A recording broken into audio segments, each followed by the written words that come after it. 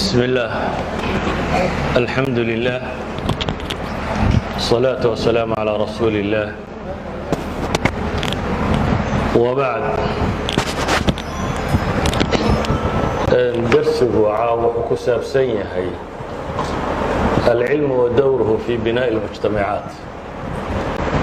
أقونتا هي الدور كما waxa ay ku leedahay kaalinta ay ku leedahay dhisidda bulshooyinka warkooban marka aan tilmaamo wuxuu noqonayaa inuu idhaahdo dunida tan waxa Ilaahay dhigay subxaanahu wa ta'ala asraara kownku bay dhahay waa khazana mali'atun bil asrar marka kownka waxa nimcata alla korkiisa iyo hoostiisaba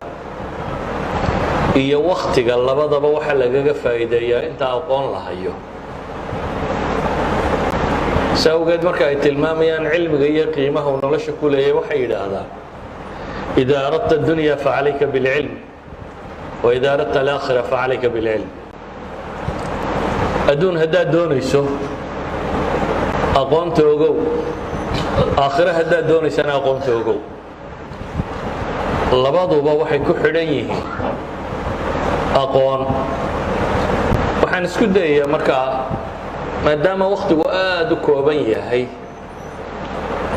inaan tilmaamo ru'uus al-aqlaam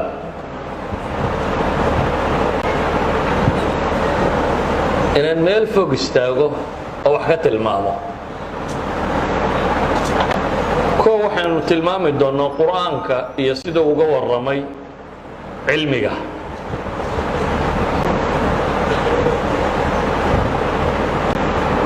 أهم أدوات الخلافة في الأرض بين هذا العلماء إن دولك بني آدم كو خلافة كسمعيه ودقو أقب كوغوين وباهن يبين هذا إلهي وسيي ملائكة اللوغو سجود سيي ee lagu karaameeyay aadam waa cilmiga yiraahdaan aadam malaa'ikta kama badnayn tasbiix iyo cibaado toona iyo quwa khaariqa watay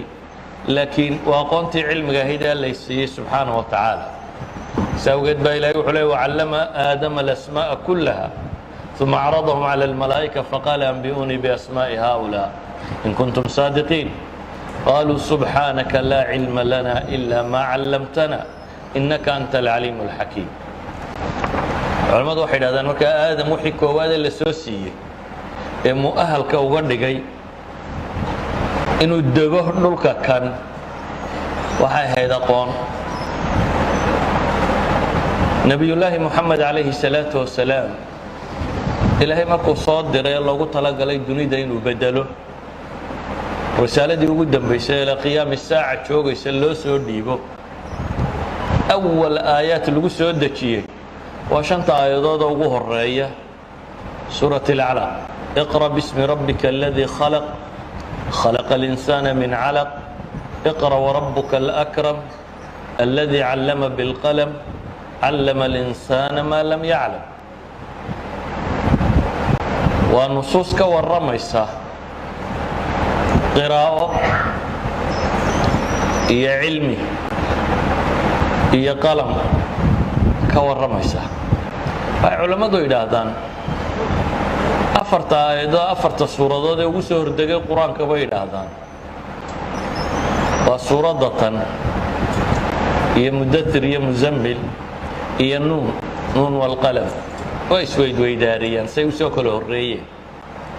لكن نافرتا وحكم إذا بين لنا النون والقلم وما يسطرون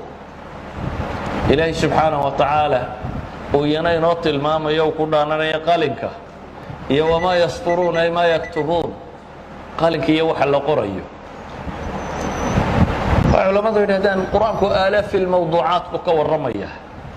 لكن أول موضوع نبي محمد وسودة يسقوا أمي يوم وحبنا آخرين وهي قراءة علمي سأوجد العلماء يراهدان ومفتاح هذه الدنيا مفتاح فهم الدنيا والآخرة علمية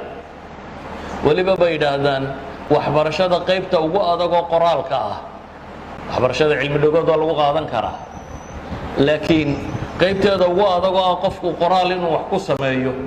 ay nusuustani ka warramaysaa bale culimada qaarkood waxay sii tilmaamaanba kownkan baa ilaahay markuu bilaabayay qalin baa la abuuro la yidhi uktub si axaadiista saxiixii ku soo aroortay carabi wakhtigaa waxay ahayd cilmi waxa ugu dambeeya ay ka fekeraan aqooni agtooda may oolin khuraafiya jahli baa yaallay taariikhdooda camiiqaana kuma jirto aqooni laakiin ilaahay subxaanaه wa tacaala wuxuu ku bilaabay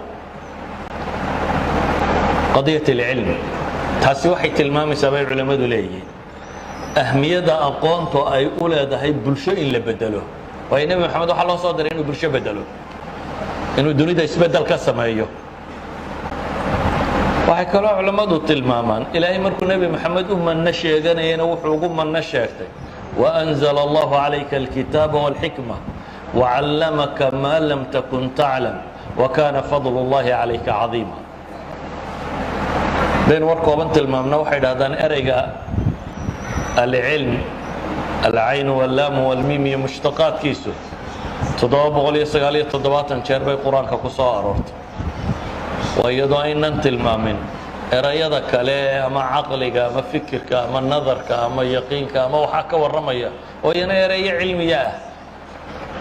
sunnadana dee iyada tirabada kitaabka bukhaariga qura baa la yidhaahdaa 300 jeer buu ku soo arooray marka sunanka kale iyo kutubta masaanida iyo waxa kaloo dhan idan waxaad intaasi waxay tilmaamaysaa bay yidhahdeen ahmiyadda cilmigu guud ahaan ba u leeyahay waana wixii ilaahay faray nebi moxamed inuu ilaahay weydiistay in loo kordhiyo waqul rabbi zidnii cilma waana axaadiista saxiixiisay tilmaamayso salaada subax markuu nebigu calayhi salaatu wasalaam tukado waa baryaba wuxuu ku ducaysan jirayna kan buu ahaa isagoo dabaqaya waqul rabbi zidnii cilma allahuma inii asaluka cilman naafica warisqan طayiba wacamalan mutaqabala salaad subax kasta gadaasheed inuu xadiidka kan akhriyo masalada tan waxaad ka garan kartaa inuu nebigu ku sheegay calayhi salaatu wasalaam dunidaba qiimaheedu inuu aqoontayay waxeeda kale inaanay qiimo badan lahayn addunya malcuuna malcuunun ma fiiha ila dikra allahi wamaa waalaah aw caaliman aw mutacalima ama waa caaliman wa mutacalima adduunku inaanu qiimo samaynaynin ilaahay xuskiisa iyo cilmiga wixii ka soo hadha aadanuhu markaa loolan buu ugu jiraa noloshan siduu u guulaysan lahaa asaasu najaaxi lumamna waa aqoon sidaa ogeed baynu leenahay waa aadam markii la dooranayay wixii lagu doortay waa wixii koowaada nebi moxamed lagu soo dejiyey dowladaha ugu waaweyn ee islaama ee soo maray dunida qur-aanku uu ka warramayna waa waxa ilaahay ku sifeeyey alcasr الdahabi lidowla اlyahuudiya waa nebi daa'uud iyo sulaymaan markay joogeen iyo taaluut oo bilaabay casru dahabi waa 3 boqor markay isku xigeen baa la tilmaamaa qur-aanku wuxuu kaloo ka warramay dhowrka nin ay culammadu yidhaahdaan duniday dacal ilaa dacal mareen ama dunida intii ugu badnayd bay qabsadeen dulqarnayn baa ka mid ah dhammaantood ilaahay wuxuu ku tilmaamayaa aqoon weliba markaan hoos u tilmaamo aqoontaasi mid sharciyeedna way lahayd mid tanaynu maadiga ku sheegnana ama culum alxayaatiya culimmada qaar yidhaahdaan culumta nolosha ku saabsanee kalena way lahayd sidaa awgeed ayaa reer banu israa'iil markay yidhaahdeen boqor baanu doonaynaa ilaahay subxaanaه wa tacaala wuxuu u tilmaamay waqaala lahu nabiyuhum in allaha qad bacثa lakum طaaluuta malika qaluu anaa yakunu lahu اlmulku calayna wanaxnu axaqu biاlmulki minh walam yu'ta sacata min almaal qaala in allaha اصطafaahu calaykum wazaadahu basطaة fi اlcilmi wاljism reer banu israa'iil markay yidhaahdeen boqor baanu rabnaa na dagaal geliya iyagu waxay moodayeen dee dadkan magaca ku dhexle ama xoolaha haysta ama kuwa in la dooranayo laakiin ilaahay mid kaluu u doortay oo ah lagu tilmaamay ciidan hogaamintii waxa ay u baahnayd inuu leeyay cudud iyo laxaad iyo aqoon baa ilaahay ku tilmaamay subxaanaه wa tacaala. nebi daawuud iyo muuse iyo sulaymaan ilaahay subxaanaه wa tacaala markuu u manno sheeganayay mulkigii la siiyey waxa laga horraysayey cilmiga la siiyey. walaqad aataynaa daawuuda wasulaymaana cilma waqaala alxamdu lilaahi aladii fadalana calى kaiiri min cibaadihi اlmu'miniin. bale sulaymaan markuu sheeganayay nicmooyinkii ilaahay siiyey waxau sheegtay yaa ayuha الnaasu cullimnaa mantiqa طayr yaa ayuha الnaas cullimnaa mantiqa طayri wauutiina min kuli shay ina hada lahuwa alfadl اlmubiin. bale waxaynu qur-aanka ku aragnay shimbir nebi sulaymaan u sheeganaya aqoon inuu dheeryahay aanu sulaymaan haynin. shimbir yaro hudhud la yidhaahdo oo war soo helay dheeraado aanu nebi sulaymaan hayn ayaa wuxuu lahaa axadtu bima lam tuxit bihi waji'tuka min saba'in binaba'in yaqiin. waxaan soo koobin baan soo koobay buu leeyahy. saba meesha la yidhaahdo waxaan kaaga keenay naba yaqiin ah, war la hubo. cilmiga gebigiisubana waa information, waa macluumaad. cilmigu maaha wax cusub aad keenayso, waa wax alla abuuray oo aad ogaanayso siduu u shaqeeyo. aqooni waa intaa. waxaan aqoonta bini aadamku wadoo dhammi wuxuu daraasaynayaa wax ilaahay abuuray siduu u shaqeeyo inuu fahmo, kadibna inuu isticmaali karo. markaa waa information bay yidhaahdaan, waa khabar. wuxuu sheeganayaa shimbirka kane khabar inuu hayo aanu haynin nebiyullaahi sulaymaan. marka aan soo koobo nusuus aad u badan oo qur-aana ka warramaysa, waxaanay tilmaamaysaa ambiyadaasi dowladaha xooggaa haystay inay aqoon, iyadoo ambiyadoo dhan ilaahay aqoon guud soo siiyey oo waxyiya, haddana mid kale ina iyaga ilaahay siiyey subxaanaه wa tacaala. bale waxaa kugu filan aqoonta xataa maadiga ah ama alcilmi الtaطbiiqiya waxay yidhaahdaan applied science, cilmiga know-howga isu bedelay, qaabka wax loo qabto isu bedelay, ee theory nadari ka guuray. ilaahay qur-aanka wuxuu ku tilmaamaya rusul baan soo diray. laqad arsalnaa rusulana biاlbayinaat وأنزلنا معهم الكتاب والميزان ليقوم الناس بالقسط وأنزلنا الحديد فيه بأس شديد. إلهي wuxuu leeyahay rusul baan soo diray, bayinaat cadcad iyo xujaj iyo mucjisaad baan ku soo diray. waxaan soo raaciyey kitaab iyo miisaan xaqa iyo baatilka lagu kala garto. waxaan saa u yeelay baa ilaahay leeyahay dadku inay cadaalad ku sugmaan. وأنزلنا الحديد baa ilaahay yidhi, xadiidkana waa soo dejiyey. waxay yidhahdaan xadiidku wuxuu ka mid yahay xadaaraadka dhismahooda waxay ku dhismaan. ugu horrayn culamada saynisku waxay tilmaamaan xadiidku inaanu ka mid ahayn maadada dhulka, oo markay hadda tilmaamayaan chemically siday u samaysmaan atomisku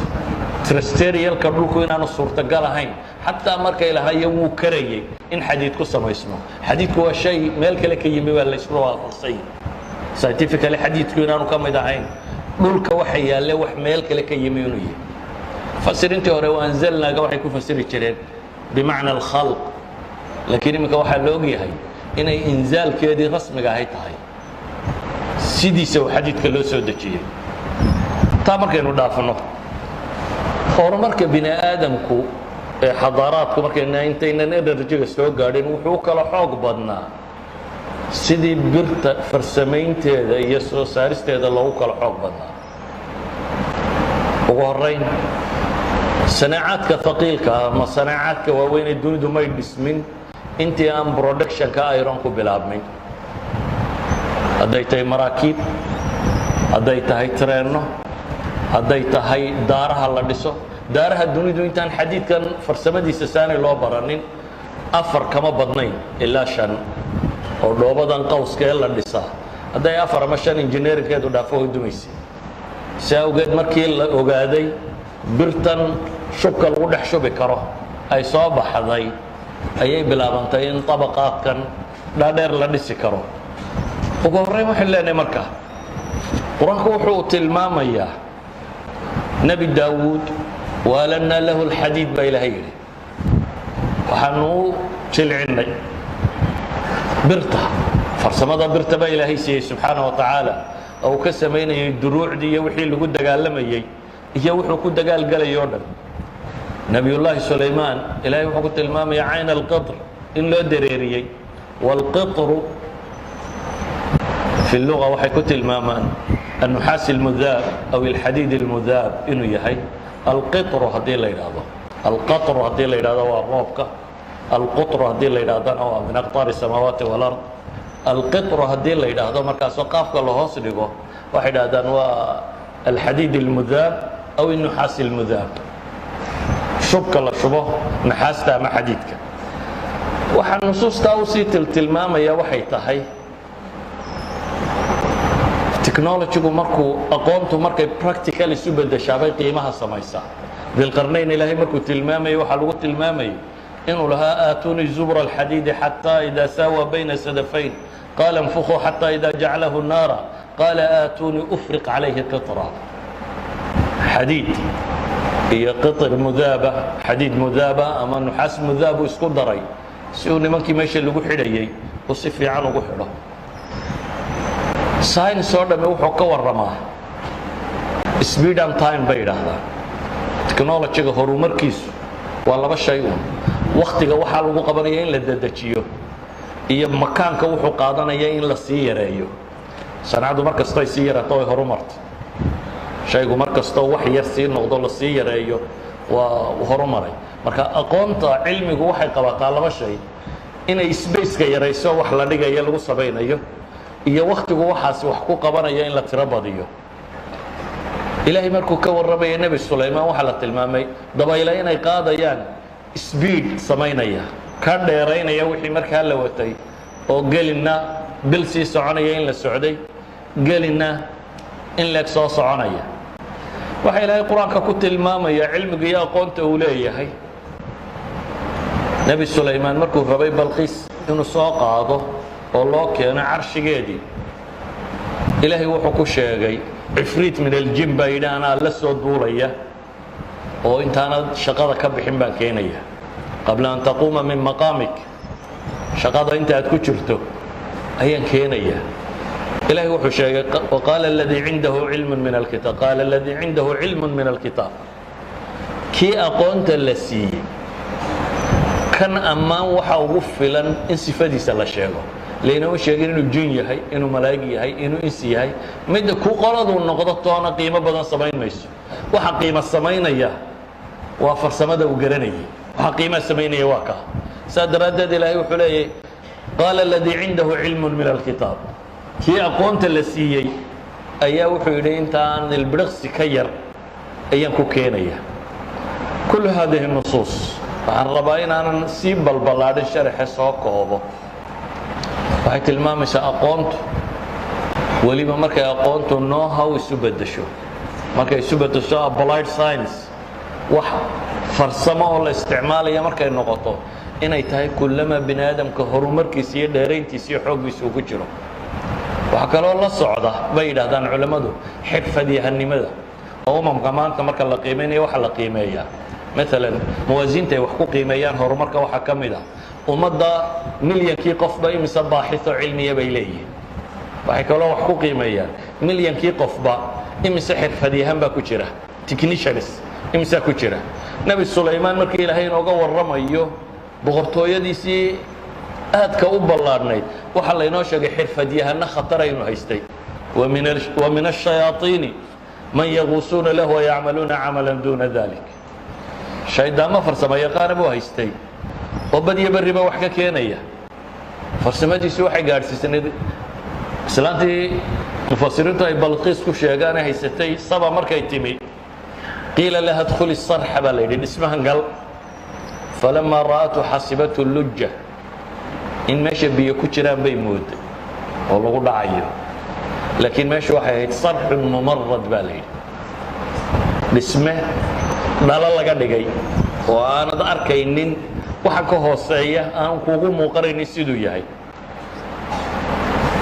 intaasoo dhan waxaan uga dan leeya inaan tilmaamo un qur-aanku qiimaha uu siiyey cilmiga ama kiisa aynu iminka maadiga ku sheegna ha noqdo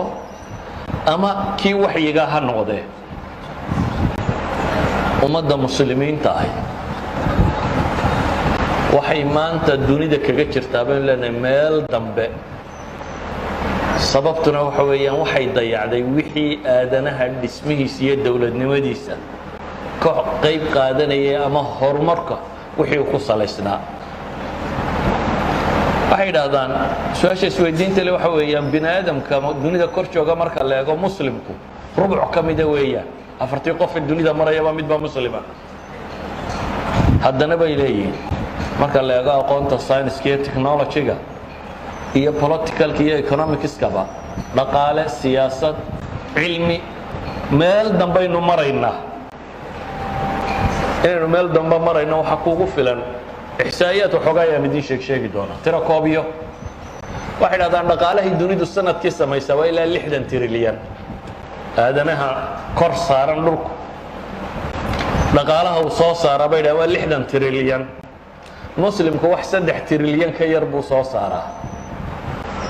تريد 6 تريليون ما صوص صار يا نقالها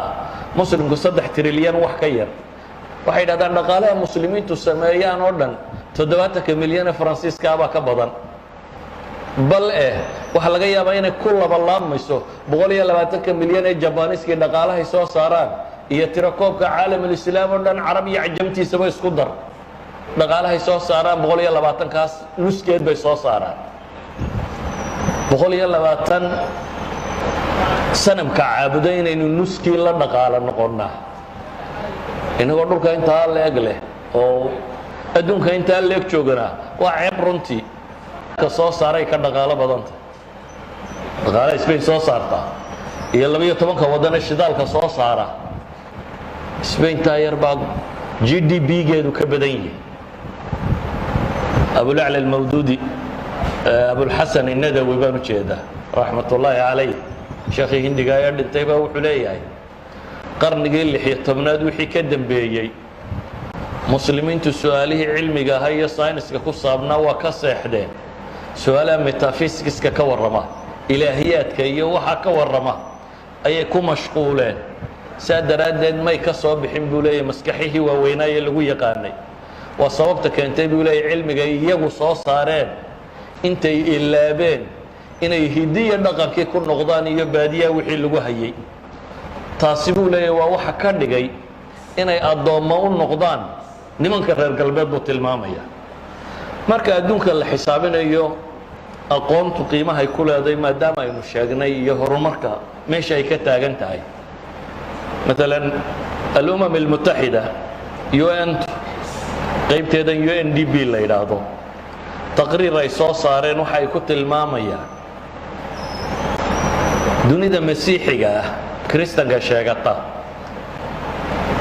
marka la isku daro Yurubteed iyo kuweeda kaleba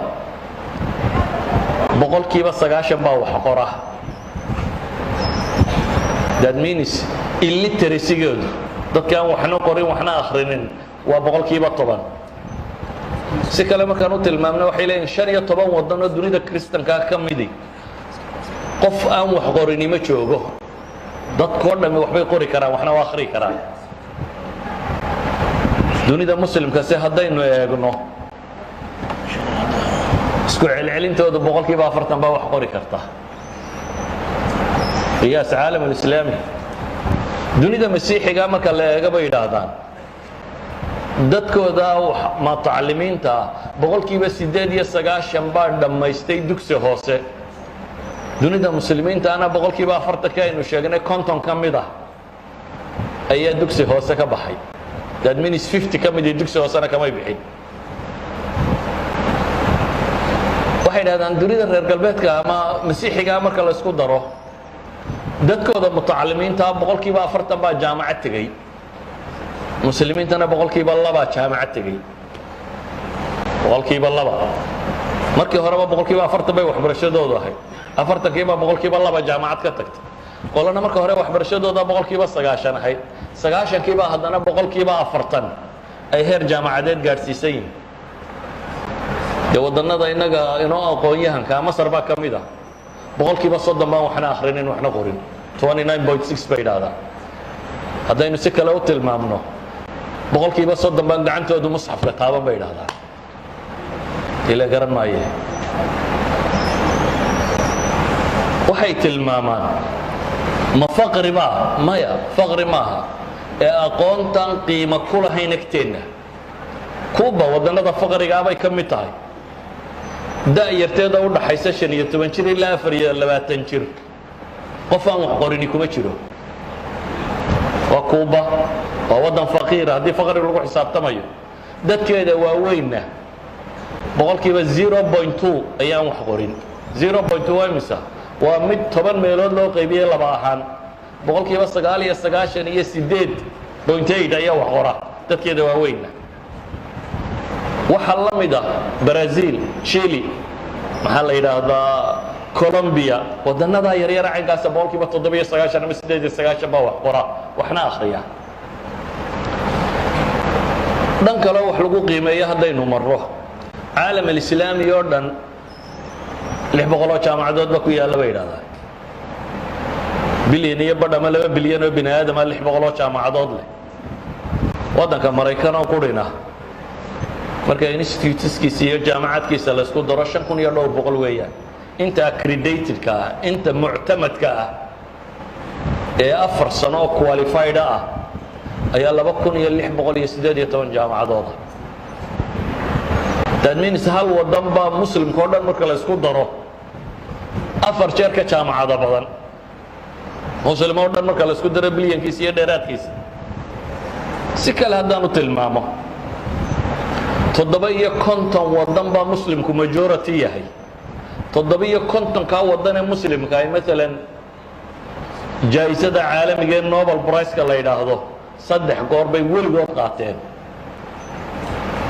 3 goor ayay weligood qaateen saddexdaasina xataa tira maaha saddexda qaatay saddexduba markay jaamacaadka levelka hoose caalamul islaami ku barteen bay ka tageen laba iyagoo Maraykan joogay qaateen jaamacaadka Maraykan bay baxtiga ku sameeyeen midna isagoo Talyaaniga iyo Ingiriiska joogo baxtiga ku sameeyay oo ku qaatay laba chemistry ku qaadatay waa nin Turkiya iyo nin Masriya midna waa Pakistani nasiib darrada ka Pakistaniga waliba oo qaadiyaan isagu marka waxaynu tirsanayno dhami oo muslim Nobel Prize qaato dhan haddii la isku daro waa 3 nin oo gaalada la joogay ee jaamacaadka islaamiga ah ee caalamul islaami wixii ku yaalay waxba may soo saarin that means 0.05 Nobel Prize dunida la bixiyay intaas aynu ka qaadanay gaal mulxid oo la yiraahdo Neil deGrasse Tyson nin midow oo Maraykan ah oo aqoon-yahanada sayniska laga dambeeyo ka mid ah ana mulxid aan ilaahay rumaysanayn alla adriya ayaa wuxuu leeyahay 15 milyan oo yuhuudda dunida joogto dhammi buu waa 15 milyan marka la eego buu yiri taariikhda 1902 ilaa inta la soo gaadhay 2010 intii u dhaxaysay 150 Nobel Prize bay qaateen 15 milyan ee dunida jooga yuhuudda waxay qaateen 150 Nobel Prize oo science ah ka hadli maayo kuwa khuraafada ee maxaa la yiraahdaa caalamul islaam la qaatay inagu Nobel Prize-ka qaadana ma taqaanay waa saadaad baa qaatay yuhuuddu la heshiiyey carafaad baa qaatay yuhuuddu la heshiiyey hablaha xuquuqda dumarka u dagaalama shiriin inantii eeraanada xuquuqda u dagaalanta biiskay qaadatay nabadda qaadatay inantan yamaniyada xuquuqda u dagaalanta tawakkal baa qaadatay yartii caruurta ahayd 17 jirka ahayd Pakistan tahay Malala baa qaadatay inagu waa kuwa layna siiya hablaha xuquuqda u dagaalama Nobel Prize-ka qaata Peace Nobel Prize nimanka yuhuudda la heshiiya adabka labay muslimiintu qaateen labaduna midi waa Najib Mahfoud awlaadu xaaratina buu ku qaatay ma akhriday wadin la'aan wuxuu qoray diin la'aanta lagu siiyay mid ka kalena waa Turki isna diin la'aan baa lagu siiyay wuxuu yiraahdaa cultural muslim baan ahay kuwa wax aaminsan meey dhaqankaygu baa islaamka ka soo jeeda adabka kuwa leeyno siiyayna waa kuwa Nobel Prize-ka qaateen yahuudo 15 milyan hina marka la eego cilmiga dhakhtarnimada iyo biology-ga wada socda 169 Nobel Prize baa dunida la bixiyay 49 bay yuhuudi qaadatay chemistry marka la eego 158 baa la bixiyay Nobel Prize 28 bay yuhuudi qaadatay physics marka la eego 158 baa la bixiyay 45 bay yuhuudi qaadatay dhaqaale marka la eego 66 Nobel Prize baa dunida la bixiyay taariikhda aynu sheegnay ilaa 2010 laga gaadhayo 28 bay qaateen that means wixii Nobel la bixiyay science ku saabsanaa 15 milyan ee yuhuudi boqolkiiba 25 bay qaateen Gillespie oday la yiraahdo Mareykan ah anin gaboobay hadda dhowr isaga jira laakiin waa culimada looga dambeeyo taariikh ulum science history ee wuxuu leeyahay markaan eega buu yidhi medieval period ka waqtigii loo yaqaanay al-usur al-wusta quruntii dhexe dunida 130 caalim baa jiro magacooda la xusi kara buu leeyahay oo aqoonyahan iyo technology scientist iyo technologies ahaan jiray 120 ka mid ah caalamka muslimka ka yimaadeen buu yidhi Yurubna 4 bay ku lahayd waa 130 nin ee dunida aqoonteeda hogaaminayay kama waramaya hadda tii sharciga ahayd ma aha waxaan ka waramayaa tii kale 130 nin ee hogaaminayay dunida waqtigaasi medieval period kii oo dhan ayuu gaalkan Mareykan wuxuu leeyahay 120 baa caalamul islaami ka yimi Yurub oo dhan 4 baa ka yimi mulxidkii Niil Sahaba wuxuu isweydiinaya war sidee u dhacday buu leeyahay bilyan iyo dheeraad muslim bilyan iyo bar dadku dhadhow ama 1.3 1.5 waxay doonaan sheegaan intaasoo muslima oo aabayaasho dunida hogaaminayeen oo cilmi ku hogaaminayeen maanta inay wax la'aan dhacda xagay ka timi wuu isweydiinaya waa nigaale markaas wuxuu leeyahay 15 milyan inay inta helaan bilyan iyo bar muslimeena in la waayo iyagoo shalaytana dunida iyagu hogaaminayay waliba su'aasha wuxuu ku daraya uu leeyahay dadkii aan taariikh cilmiyeed lahayn iyaga kama hadlayo buu leeyahay kuwan taariikh cilmiyeed bay lahaayeen buu leeyahay waa wawiyadood dadkii aqoonta tan hogaaminayay xagay ka baxday buu leeyahay isagu isu jawaabaya in kastoo laga yaabo jawaabtiisa inayna wada raacin waxa jawaabihiisa kamid ah wuxuu leeyahay labada kala jar baa isbedelay labada dhaqan baa isbedelay qolana cilmiga ay qiimaysay qolana cilmiga ay qiimo la'aan ka dhigtay waay qolana cilmiga uu qiimaysay qolana cilmigu qiimo la'aan u noqday tusaale ahaan caalamul islaam oo dhan waxaynu dhil 600 jaamacadood baa ku yaala dunida carbeed bay yiraahdaan jaamacaadka ku yaala boqolkiiba 75 rubco qarnigii ugu dambeeyay qarniga 20aad baa la dhisay waxaynu wax baranaaba haddaynu bilownahay waa boqolkiiba 75 waxa jaamacad carabi leedahay iyagoo jaamacaadkii dunida ugu horeeyay Fas baa ugu horeysa Azhar baa ku xigta Zaytuna ku xigtaan u maleynaya kulay labada jaamacadood ugu horeeyay Fas baa ugu horeysa Azhar baa laba ah jaamacatu al-Qarawiyyin iyo jaamacatu Azhar iyadoo jaamacad dunida hadii la sheego wixii ugu horeeyay hadda dhisana iyagu lahaayeen wixii baabay horena iyagu lahaayeen waa Qurtuba waa Baghdad waa kan magaalooyinkooda ahayd waa Samarqand maanta se wadankan yar yar yuhuuda Falastiinta boobtay wadankooda yar 25 jaamacadood higher education baa ku yaala marka loo qaybay bay yiraahdeen milyankii qofba 4 jaamacadood bay helayaan halkii milyan ee yuhuud ku nooliba 4 jaamacadood baa u dhisan 250 kun qof baa jaamacad leh innagana waxay yiraahdeen caalamul islaami jaamacad ka dhisan iyo dadka marka la isku qaybiyo 3 milyan ba hal jaamacad leh 3 milyan ee muslima ayaa hal jaamacad leh dhanka haddaan ka eegno jaamacadka marka la qiimeynayo waxa lagu qiimeeyaa waxay tilmaamaan waxay yiraahdaan global ranking sida jaamacadka dunida u kala qiimo fiican yihiin مثلا واحد جرا سدح جروب أو حقيمية شنغهاي الرانكينج من اللي يراهضه وجامعات إليه هنا Chinese كوا بلاوده لما كون يصدق حريبا في الأيام هاسي GPS well running من اللي يراهضه QS well running من اللي يراهضه هي جريدة time اللي يراهضه متى يلاده صدق داس هذا بعد صدق دبا شنت بقول الجامعة هذا وجوه الريا sanawaadka qaarkood jaamacad muslimba kuma jirto ama xabad ba ku jirta haddaba 500 jaamacadood dunida ugu horeeya definitely waqti dhaweyd wixii ka horeeyay 200 jaamacadood dunida ugu horeeya muslimba kuma jiro jaamacad muslim ku taala kuma jirto iyadoo saddexda qiimeed kriteeriyada waxay wax ku qiimeeyaan ay waliba kala gedisan yihiin oo haddii systemkan ay ku soo bixi weyday ahayd systemkan kale inay ku soo baxdo waqtiyada qaarkood 500 jaamacadood maraykan oo qura 168 keligii leh ingiriis oo qura keligii 40 leh 20 jaamacadood dunida ugu horeeyo 17 maraykan keligii leeyahay saddexda soo hadhay laba ingiriis leeyahay 10 jaamacadood dunida ugu horeeyo 8 maraykan baa leh labana ingiriis baa leh haddaad eegto 500 jaamacadood dunida ugu horeeyo 34 Japan baa leh idan haddaad sidaa u eegto G7ka la sheegaya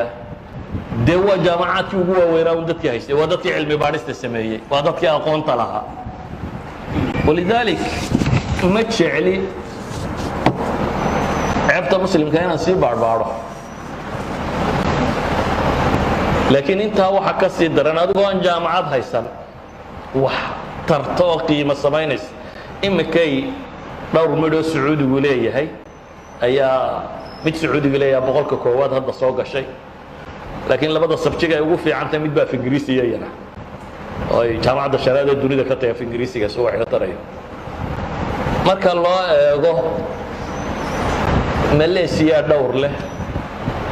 dhowrka boqol jaamacadood ku jira siba 200 jaamacadood ugu horeeyay hadda 4 bay leeyihiin Turkigu intan dambu soo socda 2 jaamacadood buu ku lahaa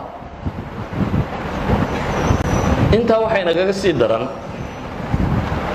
waxoogaageenii iska rafaadka ahay intay soo saaraan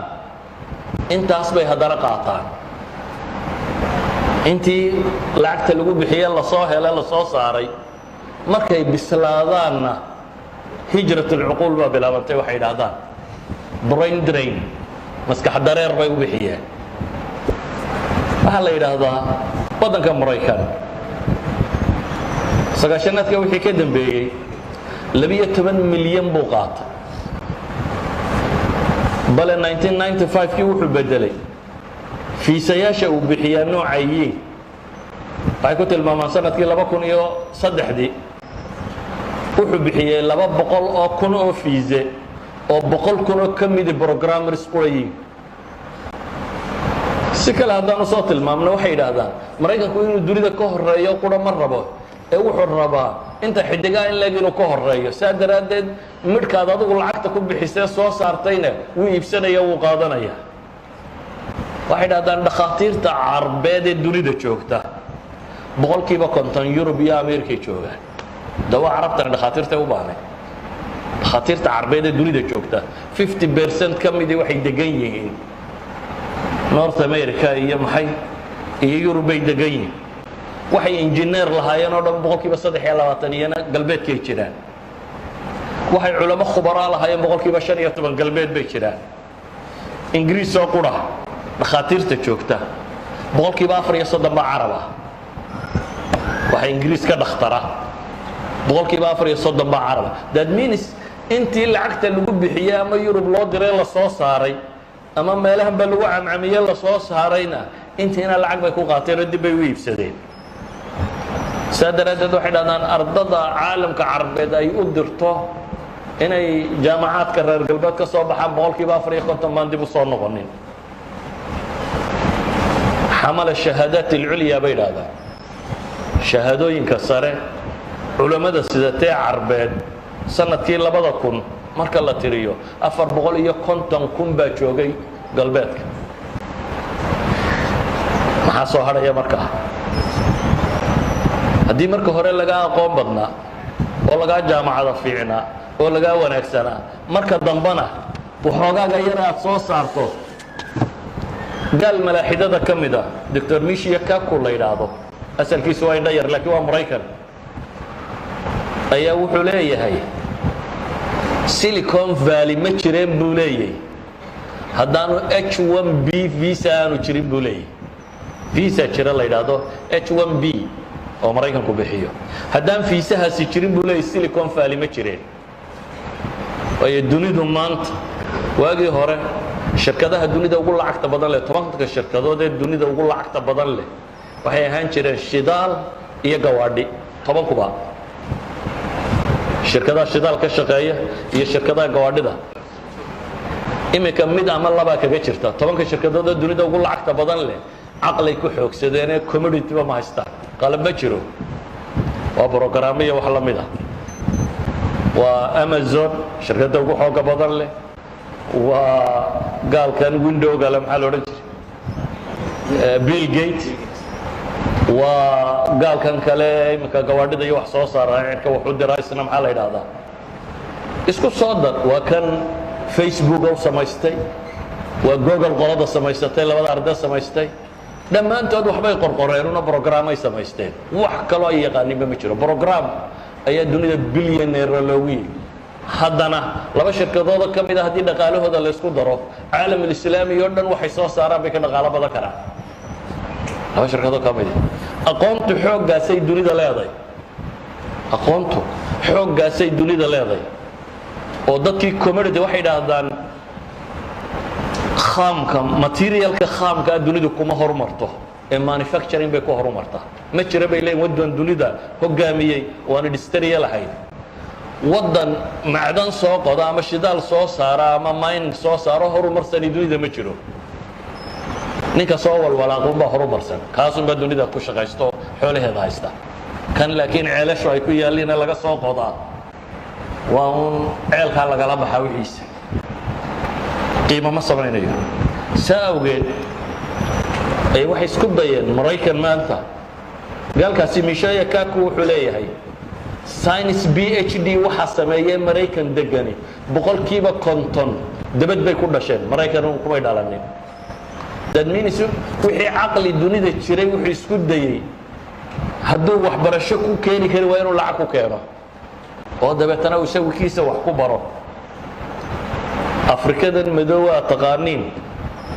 waxay yiraahdaan 20,000 oo caalim oo ay leedahay bay sanad walba Yurub ka qabtaa dabeetana bay yiraahdeen khubaro la taliso si ay u soo kireystaan 4 bilyan oo lacag oo kale ku bixiya qiyaas inaad caalim soo saartaa marka hore mise bilyan buu kugu joogaa markii la soo saarayna kuwaas qaatay sanad walba 20 ka qaataan khubaro waxaan uga dalleeyay markaa haddaad maqasho dunaa horumartay dhidid bay ku horumareen iyo waxbarasho iyo wax soo saar bilaash kumay horumarin cid inta iska seexatay badhaadhay oo horumartay ma jirto cid aqoon adeegsatay ayaa horumartay innagana waxba inagama xigaan inaynu horumarno waxba inagama xigaan go'aankeena inaga xiga inaynu shacab iyo dawlad iyo qiyaadaba inaynu yeelano go'aan ah inaynu aqoontu inay qiimo tahay aragno cilmigu inuu wax yahay inaga cilmiga wuxuu ma aragno cilmiga wuxuu ma aragno haddii marka aynu rabno horumar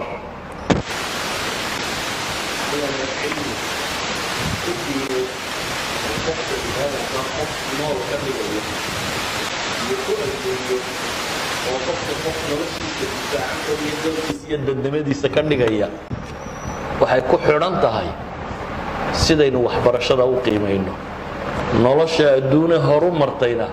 waxbarashay ku horumartay alaab la soo iibsadana laguma horumaro daara dhaadheer oo la dhiso tagaal la keeno daar dheer ku dhisay waxa laguma horumaro dad kolba carabi tiraada daarta dunida ka dheer ugu dheer baan u dhisaynaa iyaga iyo daarahoodaba dad baa isku leh iyaga iyo daarahooda iyo shidaalkoodaba dad baa isku leh waxaa la yaabantiin maxaa farta loogu yeedhaya maxaa waxaan laynoo leeyahay maxaa caynka de waa laynaga xoog batay waynu seexannay de haddaad seexatana ogolow soomaalida maahmaahadeedu maxay ahayd miskiin baa miska la fuulala bay idhahdeen adduunka cid isuma naxdo naxariis ma jirtee waa ninkii wax iska dhiciya unbaa dad noqda soomaaliya way jabtay maxaa dunida noogu soo oryi wey war waa lagu sii korayaa cid ku soo kicinaysaa ma jirto mid gaal professor jooga Cambridge University oo kuwa ka dambeeyaan ayaa nin sheekho Soomaaliyeed oo ardada meesha wax ka barataaba wuxuu yidhi waxaan weydiiyey su-aal ah waar waddankaygii waa kan degi waayo idinkunbaa ku jira maxaa naga rabtaan intuu dib u jiifsaday buu yidhi cabbaar fakeray ayuu wuxuu yidhi wixii laydinla rabaa weli laydin yeelsiin maa laydin gelgelaya intaa haa ka odhanaysaa wixii laydinka rabay baan weli laydin yeelsiin buu yidhi tii baydan weli aqbalin marka inta taa ka gaadhaysaan waa ahaanaysaan buu leeyahay in caynkaa laydin wado calaa kulli xaal warkaygu wuxuu ku kooban yahay aqooni haddaad aakhiro doonaysana facalayka bilcilm haddaad adduun doonaysana facalayka bilcilm